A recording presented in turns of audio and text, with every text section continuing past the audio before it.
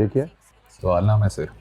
दो चार सवाल है, वो भी मैं कह रहा था कि इसमें ऐड कर लो कि बचपन में रोटी को क्या कहते थे, गुल्ली डंडा खेलते थे या नहीं। देखिए इसका लवी डबी प्रोफाइल इंटरव्यू नहीं चाहिए, इनसे क्या निकलेगा। आप बिल्कुल ठीक कह रहे हैं, ये बहुत प्रोफाइल ओरिएंटेड इंटरव्यू लग रहा है और इससे हम अपना प्रोग्राम जानदार नहीं बना सकते। तो आप बता दें इसमें जान कैसे डालनी है। तो गॉड सेक यार, हम एक दूसरे पे तंज नहीं कर रहे यार। देखो हमने इस शो को हिट करना है, इसके नाम और सेट के साथ पहला शो है, इंपॉर्टेंट है यार। सर मुझे जो समझ आई है कि माहौलियात के मिनिस्टर से क्या सवाल करने चाहिए, मैंने वो लिख दिए हैं। आगे आप बता दें क्या करना है। इन सवालात से कोई खबर नहीं निकली और 1-on-1 इंटरव्यू से कोई खबर ही ना निकले, उसका क्या फायदा। ये मीडिया की किस बाइबल में लिखा है कि 1-on-1 इंटरव्यू में से खबर निकलनी चाहिए। Let me get it straight, मुझे एक करप्शन ओरिएंटेड शो चाहिए जिसका स्टार्ट भी करप्शन और एंड भी करप्शन हो। Corruption corruption corruption, because corruption ही बिकती है। और एक और बात आपको बता दूं कि आज ही हम ये शो कर रहे हैं और हम लाइव जाएंगे। Thank you. आज जी आज, so please make it quick.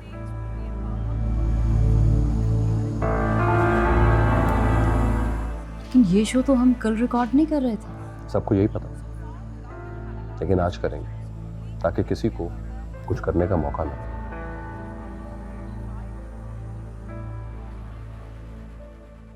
मिशाल अपना रंधावा साहब का ऑडियो लेवल करवा दें। जी अस्सलाम वालेकुम नाजरीन, मैं हूँ मिशाल जमील, #मिशाल सवाल की ज़र्ब के साथ। ओके, रंधावा साहब का भी ऑडियो लेवल दे दें। सर अपना ऑडियो लेवल चेक करें। ना शोला में ये करिश्मा, ना बर्क में ये अदा, कोई बताओ वो शोख तुंदखू क्या है। ओके एमसीआर, सिर्फ और सिर्फ न्यूज ब्रेक आएगी और कोई ब्रेक नहीं लेनी है। Okay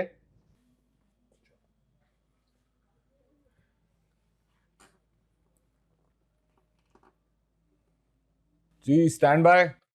3, 2, 1 cue. आज के इस शो में नाजरीन हम बहुत सारे इंकशाफात करेंगे। मेरे पास कुछ बहुत सी अहम रसीदें मौजूद हैं।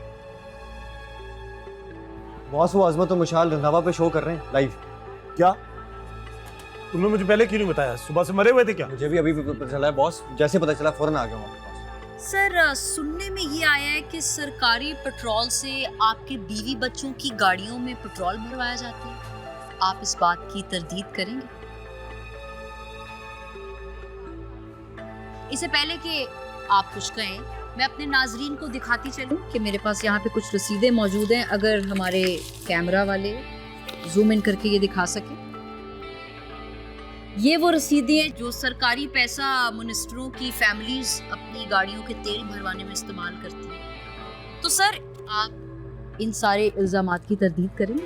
देखें, आप भी जानती हैं कि इस तरह की उल्टी सीधी रसीदें बनाई जा सकती हैं। आप ये बताएं कि आप किसके कहने पे मेरा ये मीडिया ट्रायल कर रहे हैं? आप किसी लीगल फॉरम पे मेरा केस पेश करें, मैं वहां जवाब दूंगा, वरना मैं आपके ऊपर हद तक इज्जत का दावा करूंगा। सैम, न्यूज़ ब्लॉग के लिए ब्रेक लेंगे। ओके, कोई ब्रेक नहीं होगी, मेरी सीईओ साहब से बात हो गई है। अच्छा चले, थोड़ी देर के लिए इस टॉपिक को हम साइड पे रख देते हैं। अब आप मुझे ये बताइए कि आपकी मिनिस्ट्री ने एक मीडिया फर्म को हायर किया और उस मीडिया फर्म को इस मिनिस्ट्री ने 5 करोड़ रुपए दिए। जूम करो, मिस्टर को जूम करो। VCU बना, VCU जल्दी यार, जल्दी जूम इन करें रंधावा साहब के चेहरे पे। उन 5 करोड़ रुपीस में से 30-30 सेकंड के कमर्शियल्स बने, बहुत ही लो प्रोडक्शन क्वालिटी के। जाहिर है उसमें से भी पैसा बचाया गया होगा, धांधली हुई होगी। उसके बारे में आप क्या कहेंगे? और देखें, ये सब के सब घिनौने इल्जामात हैं मुझ पे और कुछ भी नहीं है। और वैसे भी मैं इन फजूलियात में नहीं पढ़ना चाहता और ना मैं आपको इसके जवाबात दूंगा, समझिए आप। तो चले सुकून से बैठ के बात कर लें, शो कहाँ छोड़ के जाएं? Thank you very much. हाँ, फॉलो करो इसको, रंधावा को फॉरन करो, फॉलो करो। यस, पीछे जाओ इसके।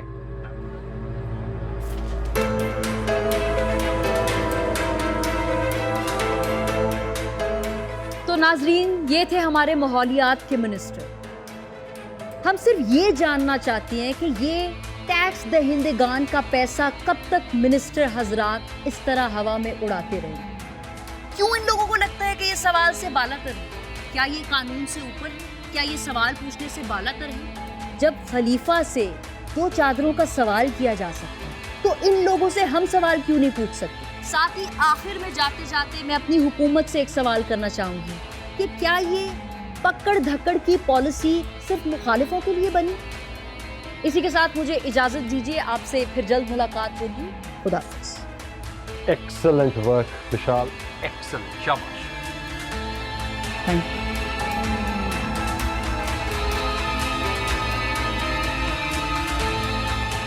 ये बिल्कुल ठीक नहीं हुआ शराज, बिल्कुल भी ठीक नहीं है।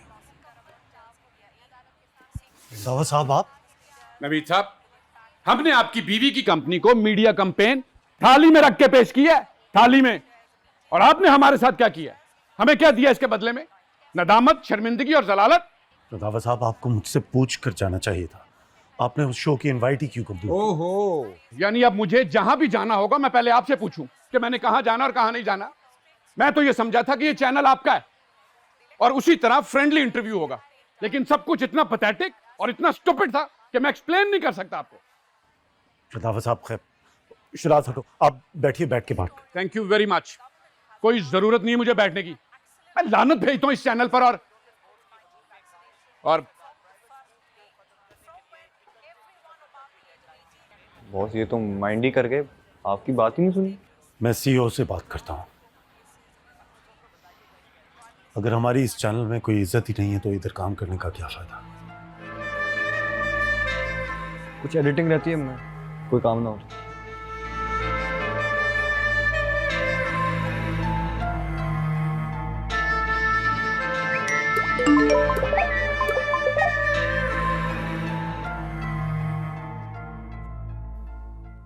देख रहे हो सोशल मीडिया पे क्या तूफान मचा हुआ है? तुमसे तो बाजी ले गए नवीद, तुम्हें इतना भी नहीं पता चल सका क्या होने जा रहा है। तो यानी तुम मुझे हर चीज का कसूरवार समझोगी? तुम्हारे पास तो उस मिनिस्टर की कैंपेन थी ना, तो फिर तुम्हें क्यों नहीं पता था? मुझे पता तब चलता ना जब रंधावा मुझसे पूछ के शो में जाता, लेकिन तुम तो सीईओ से बात करके रुकवा सकते थे ना। कम से कम शो की रिपीट ही रुक जाती। मैंने सीईओ साहब से बात की थी और उसने मुझे वाजे तौर पे कह दिया कि जब तक तुम्हारा नाम या तुम्हारी बीवी की फर्म का नाम नहीं आएगा तब तक घबराने की जरूरत नहीं है। मुझे लग रहा है ये सब कुछ बड़ी प्लानिंग के तहत किया गया है। इतनी बड़ी प्लानिंग के तुम्हारे चैनल की टॉप मैनेजमेंट भी साथ में मिल गई। मेरे सोर्स ने मुझे बताया था, ठीक है, कि हाकिम खान कोई इस तरह का कुछ शो करवाने जा रहा है, लेकिन मेरा दिमाग उस तरफ गया ही नहीं कि उसका टारगेट रंधावा हो सकता है। अब क्या होगा? मुझे तो डर है कि हाकिम खान हमें कहीं बड़ा नुकसान ना पहुंचा दे। कोई उससे कोई बात नहीं रखी जा सकती, बहुत घटिया शख्स है वो। हम हाकिम खान का मुकाबला कर पाएंगे? क्या मतलब? अगर हम उसका मुकाबला नहीं कर सकते तो उसके साथ मिलके काम तो कर सकते हैं ना। अरे दिमाग तो सही है, तुम्हें पता भी है तुम क्या कह रही हो? नवीद, एक मिनट, तुम मुझे ये कह रही हो कि मैं अपने बाप के कातिल के साथ जाके हाथ मिला लूं? वैसे सोच भी कैसे सकती हो तानिया? नवीद, मैं सिर्फ एक ऑप्शन दे रही हूँ यार, और इस सिचुएशन में ये ऑप्शन इतनी बुरी भी नहीं है। नहीं चाहिए मुझे इस तरह के ऑप्शंस। मैंने अभी तक अपनी हिम्मत नहीं हारी और ना ही मैं कभी हिम्मत हारूंगा, इसलिए आइंदा कभी इस तरह के अल्फाज अपनी जुबान से न निकालना। ब्रेकिंग न्यूज, जुम्मे से इतवार रात 9 बजे। प्यार हो जाता है, मोहब्बत की जाती है, और इश्क जिसका नसीब, ये वो नेमत है जो देकर ली नहीं जाती। बेवफा गद्दार है और हर गद्दार की सजा मौत है।